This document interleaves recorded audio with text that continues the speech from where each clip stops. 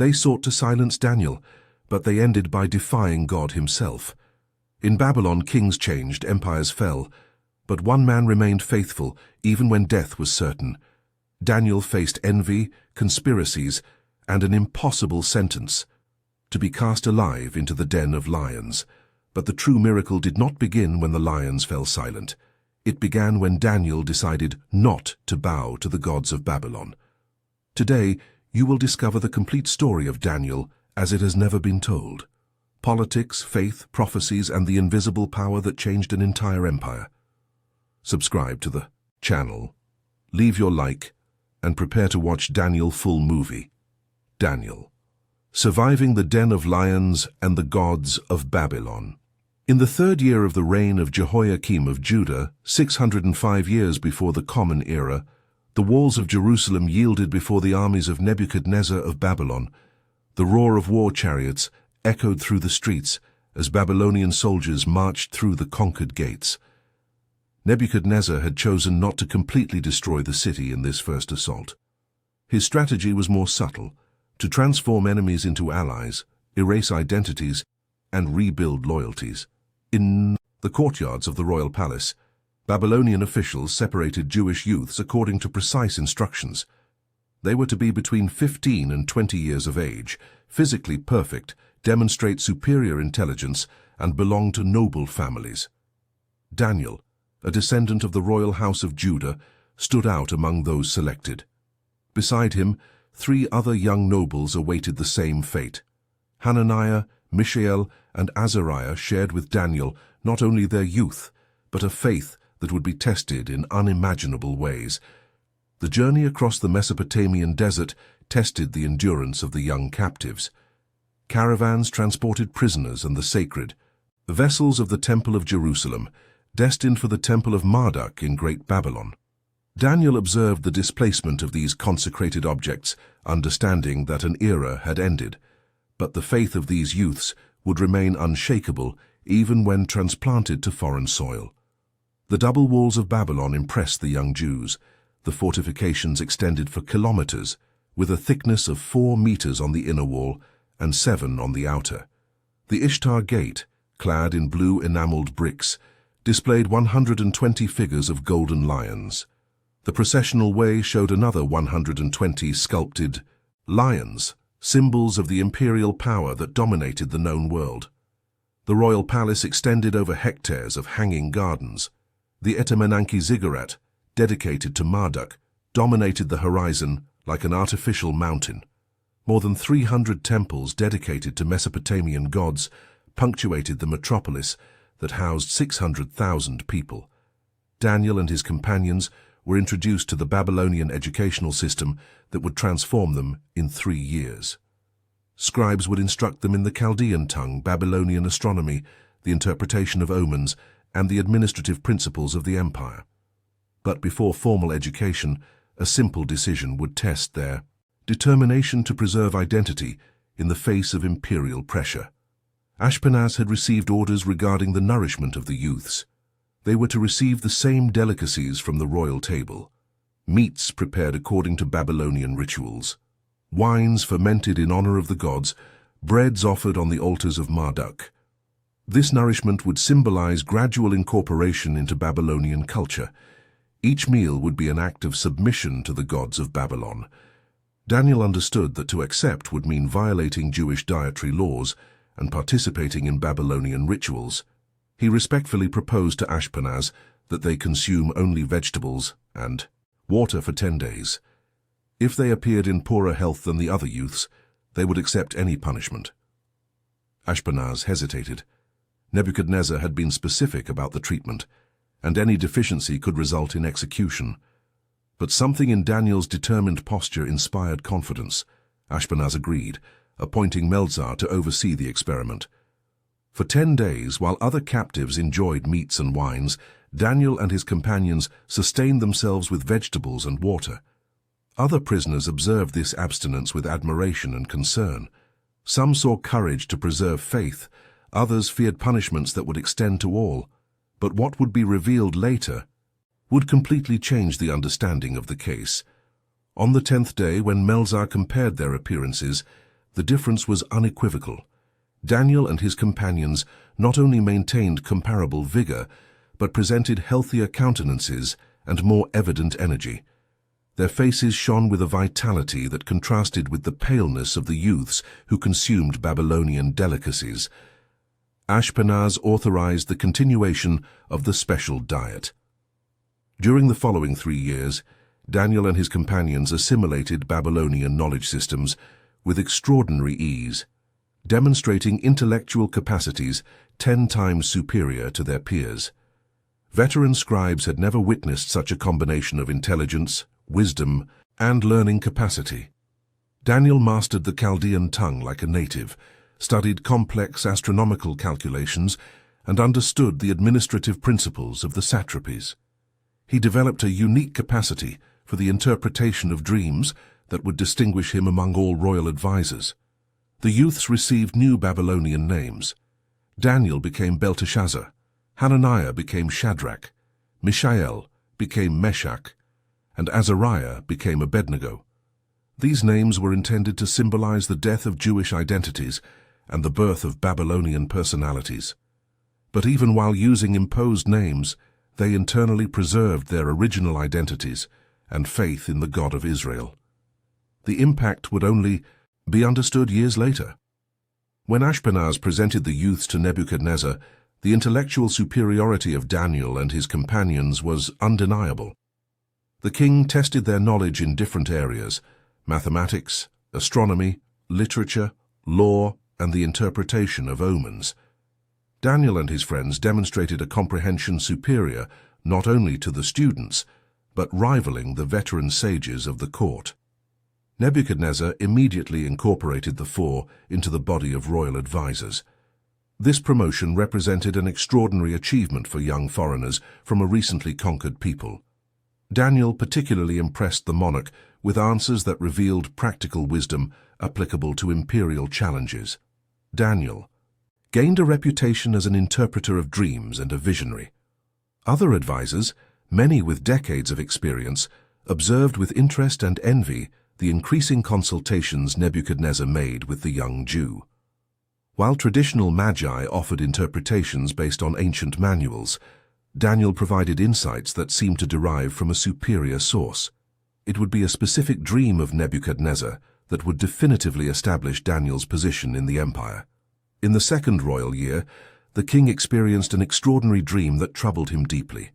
It was no common vision, but a dream experience laden with transcendental significance for the kingdom and the future.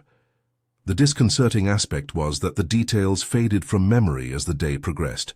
Nebuchadnezzar vaguely recalled a colossal statue, but materials, proportions, and events remained obscure. This frustration became an obsession that consumed his daytime thoughts and disturbed his nightly sleep. Nebuchadnezzar summoned all the sages for an extraordinary audience in the throne room. When they gathered expecting to receive details for interpretation, the king surprised them with an unprecedented demand. He not only wanted the interpretation, but demanded that the sages first tell him the content of the forgotten vision. The reaction was astonishment and growing apprehension. They had never faced a similar request. Traditionally, the king described dreams, and they offered interpretations based on ancestral knowledge. To reveal a forgotten dream surpassed any known human capacity. The Magi tried to convince him of the impossibility, arguing that not even the gods revealed such secrets. Nebuchadnezzar interpreted their hesitation as evidence of charlatanism. If they possessed supernatural connections to interpret dreams, why not reveal the forgotten content? In growing wrath, he issued a devastating decree.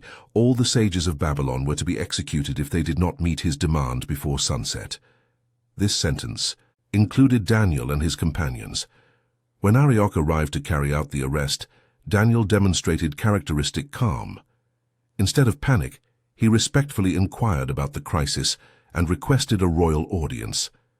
His confident posture impressed Arioch, who agreed to mediate. Daniel asked only for one night to provide the dream and the interpretation. Daniel gathered his 3 companions for a prayer that would last until dawn. They entreated the God of Israel to reveal the royal secret and save not only their lives but those of all the innocent sages. During these intense hours, Daniel experienced an extraordinary vision, revealing both the dream and its prophetic meaning with absolute clarity. The following morning, Daniel appeared in the royal presence with a serene confidence contrasting with the despair of the other advisors. Before Nebuchadnezzar and the full court, he described it in detail. A gigantic statue with a head of gold, chest and arms of silver, belly and thighs of bronze, legs of iron, and feet of iron mixed with clay. A stone cut without human hands struck the feet, causing the total collapse of the structure, which was pulverized by the wind. The royal expression changed gradually from skepticism to growing wonder as Daniel reconstructed every detail of the forgotten vision. Each element corresponded to the images that had disturbed the royal sleep. Daniel proceeded with the interpretation, revealing the prophetic meaning. The statue represented a succession of world empires that would dominate humanity. The head of gold symbolized Nebuchadnezzar himself and the Babylonian Empire. The chest and arms of silver represented the kingdom that would succeed Babylon. The belly and thighs of bronze symbolized a third empire dominating the known world. The legs of iron indicated a fourth kingdom of unprecedented military strength, fragmented as demonstrated by the feet, say of iron and clay. The stone cut without hands would establish an eternal kingdom consuming all earthly empires. This interpretation had a transformative impact on Nebuchadnezzar, who recognized wisdom transcending common human capacity. The king prostrated himself before Daniel, ordering offerings and incense in his honor. He publicly declared that Daniel's God was truly the God of gods and the revealer of mysteries impossible for any lesser divinity. Daniel was elevated to governor of the Babylonian province and supreme head of the sages of the kingdom. His three companions received important administrative positions. The God of Israel had demonstrated supremacy over Babylonian divinities before the most powerful court in the known world. But what would be revealed later would completely change the understanding of the case. The true test of faith was yet to come, when Nebuchadnezzar would erect a gigantic golden statue demanding universal worship, testing whether loyalty to the God of Israel would remain firm even when confronted with violent death before the court. 20 years transformed Babylon into a metropolis without rival. Nebuchadnezzar invested the riches of conquests into architectural projects, demonstrating not only military power, but cultural superiority over subjugated nations. Hanging gardens created artificial oases, double walls surrounded a city of 600,000 people, and the ziggurat rose 90 meters as a symbol of protective divine power.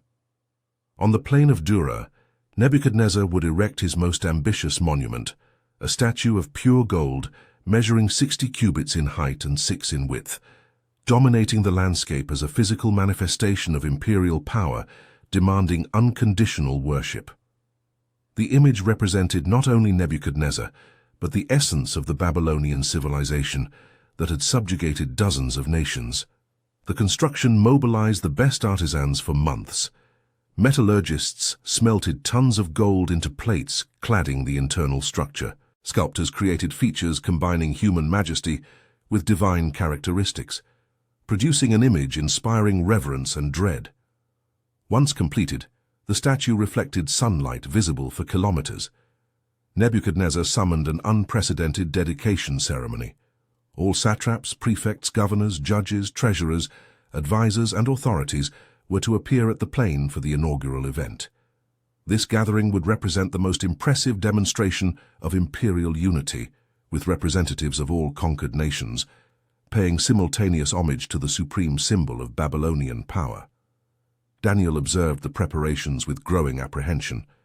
During 2 decades of loyal service, he had navigated carefully between administrative responsibilities and fidelity to the God of Israel.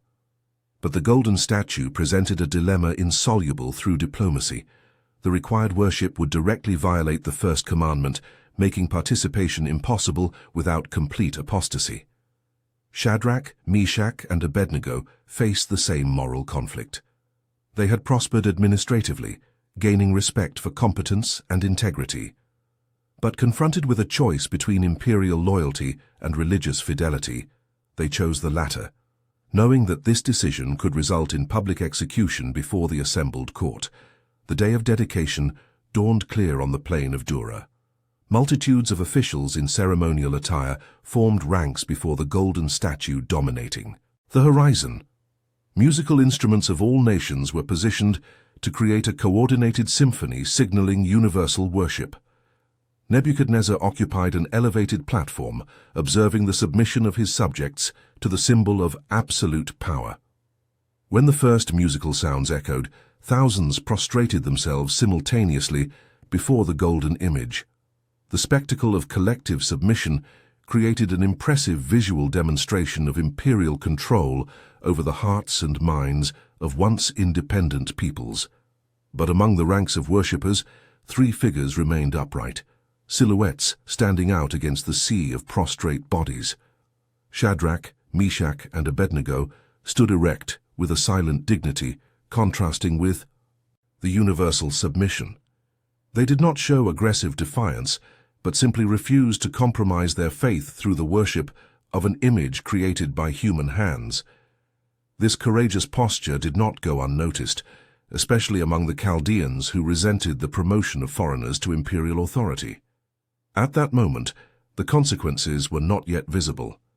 The accusers waited for the end of the ceremony before presenting themselves to Nebuchadnezzar with charges. They reported that 3 Jewish administrators had publicly disrespected the royal decree, refusing to worship the image before the entire imperial assembly. This disobedience represented not only an individual transgression, but a direct challenge to royal authority that could inspire other rebellions if it remained unpunished. Nebuchadnezzar received the news with growing wrath, transforming into uncontrollable fury. For years he had trusted these 3 men, promoting them to responsibilities and treating them with special favor, due to their administrative competence and apparent loyalty. To discover they had publicly defied his supreme authority during the most important event of his reign represented a betrayal demanding immediate exemplary punishment. The king immediately summoned Shadrach, Meshach, and Abednego for a direct confrontation. When they appeared before the royal throne, Nebuchadnezzar offered a final opportunity for correction. If they prostrated themselves immediately before the golden statue, their previous transgression would be forgiven. But if they persisted in disobedience, they would be cast into the burning, fiery furnace, prepared for public executions. The response of the 3 was pronounced with a calm and dignity that impressed even their accusers. They declared they did not need to deliberate because the decision was made. The God whom they served was able to deliver them from the furnace and from the king's hands, but even if he chose not to do so, they would never worship strange gods or bow before the golden statue. This response demonstrated a faith transcending the hope of miraculous deliverance, grounded in unconditional loyalty regardless of the consequences. Nebuchadnezzar ordered the furnace to be heated 7 times beyond its normal temperature. The brick and metal structure had been designed for public executions, serving as a warning to transgressors. The strongest soldiers of the royal army were designated to lead the condemned to the mouth of the furnace, where they would be cast alive into the flames, consuming their bodies in seconds. But what would be revealed later would completely change the understanding of the case. When the soldiers approached carrying the bound prisoners, the extreme heat instantly killed the executioners themselves. Shadrach, Meshach, and Abednego fell into the center of the flames, but instead of the expected screams of agony, an extraordinary silence descended upon the plain. Nebuchadnezzar watched through the opening, expecting to witness the rapid death of the rebels. Gradually, an expression of growing wonder took hold of the royal features. Instead of 3 bodies being consumed, Nebuchadnezzar saw 4 figures walking calmly inside the furnace. The 3 men cast there were alive and unharmed, but there was a 4th person whose appearance was like a son of the gods. The ropes that bound the prisoners had been burned, but their bodies and clothes remained untouched by the fire that had killed the executioners.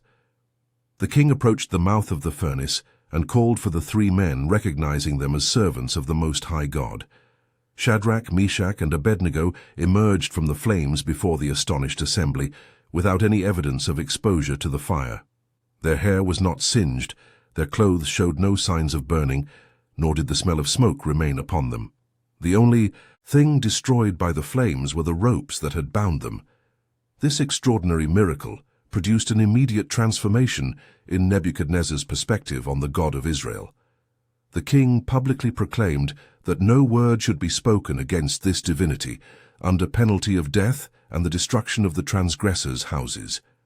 He recognized that no other god possessed the power to deliver people in such a manner, and he promoted the three men to even higher positions in the Babylonian provincial administration. 1 year after the miracle of the furnace, Nebuchadnezzar had another disturbing dream that only Daniel interpreted. The king saw a gigantic tree growing until it touched the sky, providing shade and food for all earthly animals. But in the vision, a Holy One descended from heaven and ordered the tree to be cut down, leaving only the stump with roots in the earth, bound by a band of iron and bronze. For 7 times this structure would remain exposed to the celestial dew, while his mind would change from human to animal. Daniel understood that this vision referred to Nebuchadnezzar himself, but hesitated to reveal the threatening interpretation.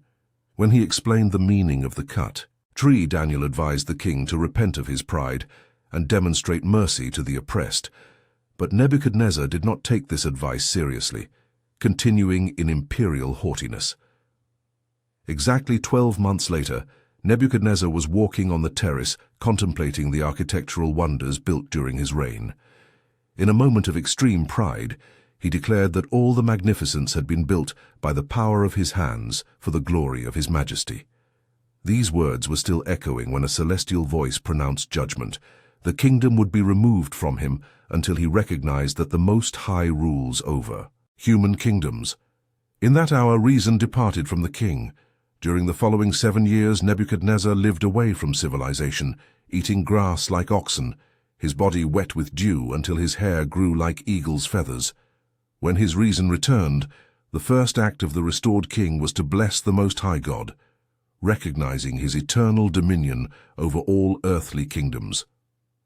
This transformation created a favorable environment for the Jewish community in the Babylonian Empire. Belshazzar, grandson of Nebuchadnezzar, assumed the throne during a period of growing instability. Attempting to demonstrate confidence, he organized a grand banquet for 1,000 nobles, where he ordered that the sacred vessels confiscated from the Temple of Jerusalem be brought to serve drink. When the consecrated objects were profaned through use in the worship of Babylonian gods, a mysterious hand appeared, writing incomprehensible words on the wall of the royal hall. Daniel was summoned to interpret the writing. The 3 words, many, tekel, upharsin, meant that Belshazzar's kingdom had been numbered by God and brought to an end. The king had been weighed in the balance and found wanting, and the kingdom would be divided between the Medes and the Persians. That same night, Medo-Persian armies entered the city through the temporarily diverted channels of the Euphrates. Belshazzar was killed during the conquest of the city, and Darius the Mede assumed control over the kingdom of the Chaldeans as Cyrus's representative in the region. Darius recognized the value of keeping Daniel in an important administrative position in the new government.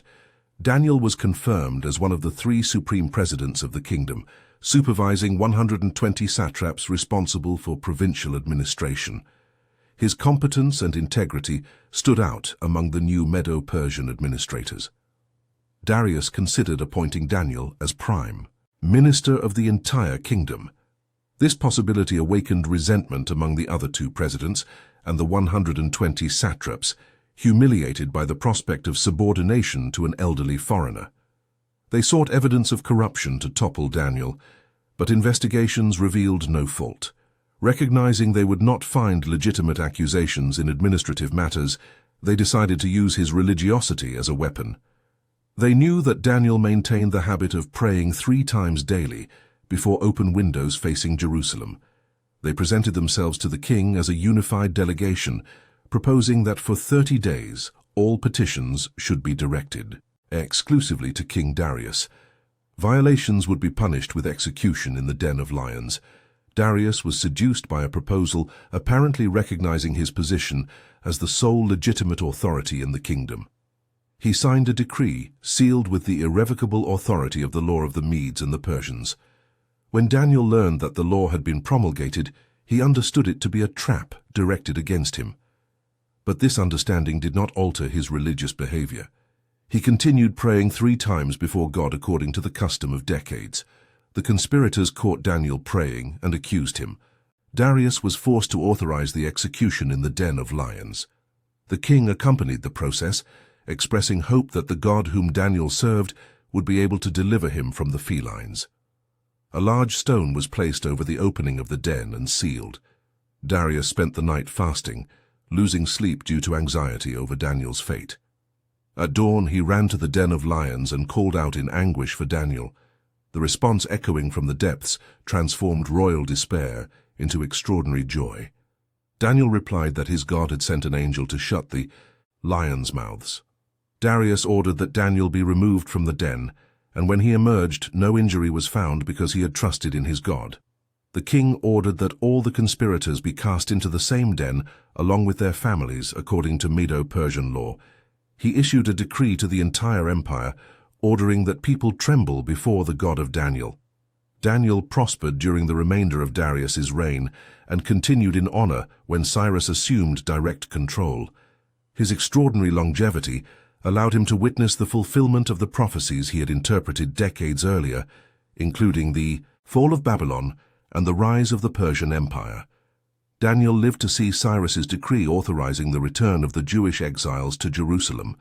For more than 80 years, Daniel demonstrated that it was possible to maintain religious fidelity even in the most adverse circumstances. His example inspired generations of exiled Jews to preserve their cultural and spiritual identity despite the pressure for assimilation.